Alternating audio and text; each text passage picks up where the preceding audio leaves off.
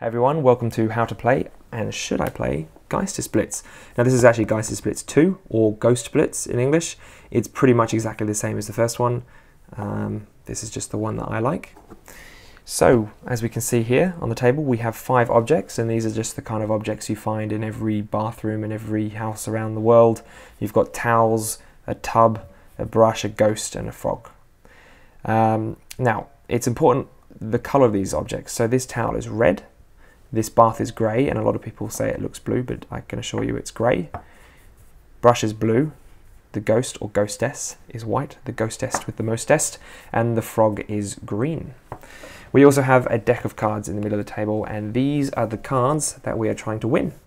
So in each round, one of these cards will be flipped over, and you are going to try and win this card by grabbing the correct object from the table.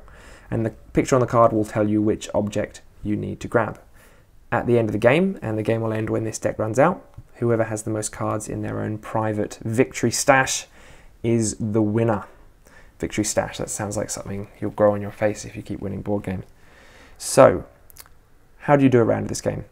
The winner of the previous round, so whoever gained the card in the previous round, will flip over the top card of the deck. Now, it's very important with games like this, reactionary games, that when you flip over a card, you flip it over away from you, so you're actually the last person to see it, and this encourages you to flip it over as quickly as you can, because you might flip it like this, which means you're actually seeing it before everyone else, and then people will call you a cheater, and then you won't have any more friends, and then you'll end up doing videos about how to play board games on YouTube. So, flip the card away from you, and this will tell you what to grab. So, what have we got on this card? We have a grey frog sitting on the head of a white ghostess. So, what do we need to grab? Well, if there's ever an object on the card, and this object is the correct colour, so it is the same colour as the physical 3D object, then we need to grab that thing. So this ghost is white, this ghost is white, we grab the ghost. Now the player who grabs this ghost first will win this card and add it to their own private stash of cards, and they will then flip the card for the next round. Now it's very important in each round you can only grab one object. So then the answer is ghost. So if I mean to grab ghost, but I grab the brush, I can't then put it back and go, oh no, I wanted the ghost. Once you've touched an object, even just barely grazed it, that counts. You have now touched an object and you're out of the round. So not only are you out of the round, so you can't win the card, but whoever does win the card, as a penalty, you will have to give them one of the cards that you've already won. So if I've won a card in a previous round, I will give one of those cards to whoever actually does grab the correct object.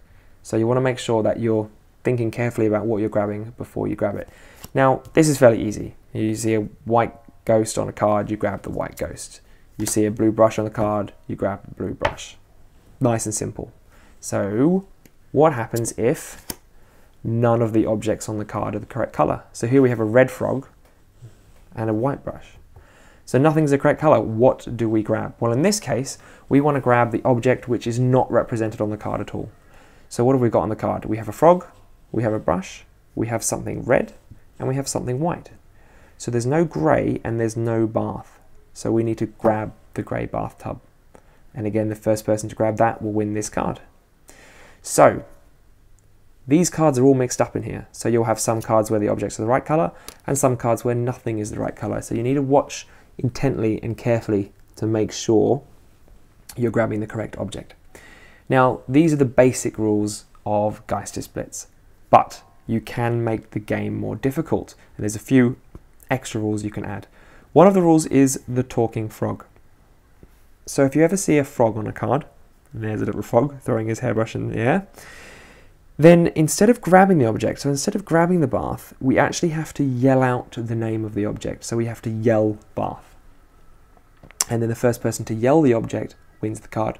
That means if you touch anything on the table, then that's a penalty, and you will have to, leave yourself out of this round and give the winner a card.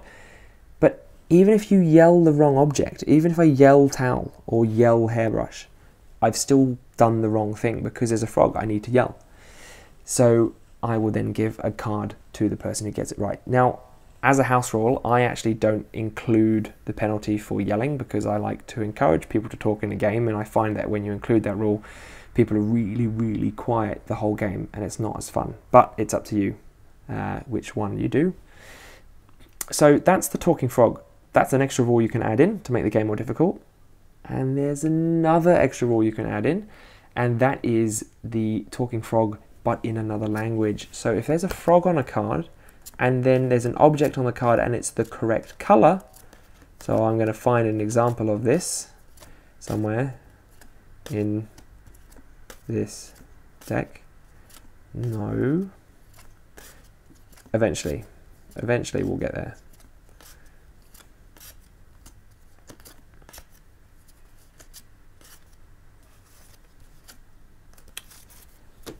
Here. So there's a frog on the card and the object is the right color.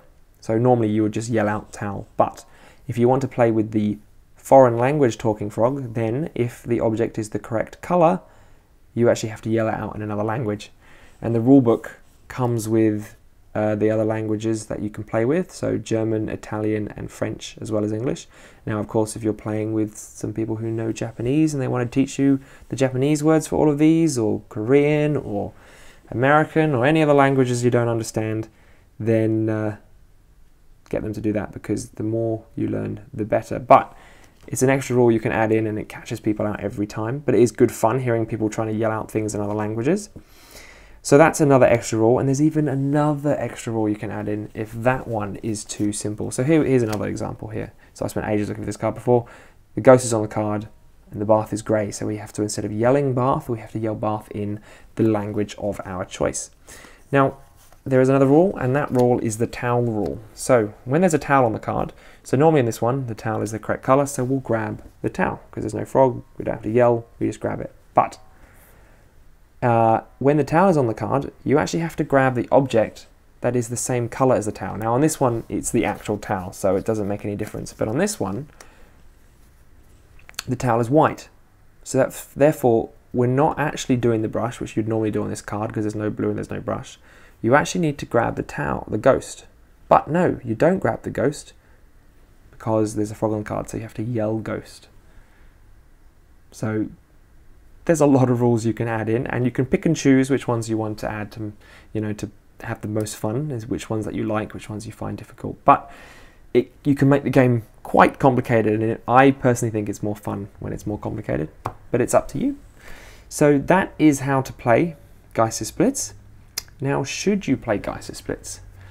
If you've listened to any of the podcasts, then you will know the answer is 100% yes, definitely play this game. It is so good. It is mentally engaging and physically engaging because you're trying to grab things quickly, but you actually have to think about it. One word of caution: the first time you play this, you will, unless you're some kind of freak, find it really difficult, especially when you add the extra rules in. And if you're playing with someone who's already played it before, you'll just see them grabbing things and you'll think, how on earth are they reacting this quickly? That happens. That even happened to me the first time I played it. Stick to it. The first time you play a few games, because I've played with people in the first couple of games, they were like, oh, I can't do this, this is ridiculous. But after they played a few games, they picked it up and they were getting just as good as everybody else.